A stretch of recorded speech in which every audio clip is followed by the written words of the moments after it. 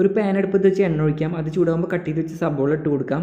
അതിനുശേഷം മുളക് പൊടി, മല്ലിപ്പൊടി, മഞ്ഞൾപ്പൊടി, ഗരം മസാല, കുരുമുളക് പൊടി, ഉപ്പ് ഇത്രയും സാധനങ്ങൾ അതിൽ ഇട്ട് കൊടുക്കാം. അത് നല്ലപോലെ വഴറ്റി കൊടുക്കാം. മസാല നല്ലപോലെ വഴണ്ടി വന്നു കഴിഞ്ഞാൽ അതിലോട്ട് നേരത്തെ വേവിച്ച് വെച്ചിട്ടുള്ള ഉരുളക്കിഴങ്ങ് നല്ലപോലെ ഉടച്ചിട്ട് അത് ചേർത്ത് കൊടുക്കാം. നമ്മൾ നേരത്തെ മസാലയും ഉരുളക്കിഴങ്ങും കൂടിയിട്ട് നല്ലപോലെ മിക്സ് ചെയ്ത് കൊടുക്കാം. അതിനുശേഷം ബ്രെഡ് എടുക്കാം. ബ്രെഡ് ഒന്നങ്ങനെ യൂസ് ചെയ്യണമെങ്കിൽ അങ്ങനെ ചെയ്യാം, അല്ലെങ്കിൽ ബ്രെഡ് ഇതേപോലെ കട്ട് ചെയ്തിട്ട് അതിൻ്റെ ഉള്ളിലേക്ക് നമ്മൾ നേരത്തെ തയ്യാറാക്കി വെച്ചിട്ടുള്ള മസാല ഇട്ട് കൊടുക്കാം.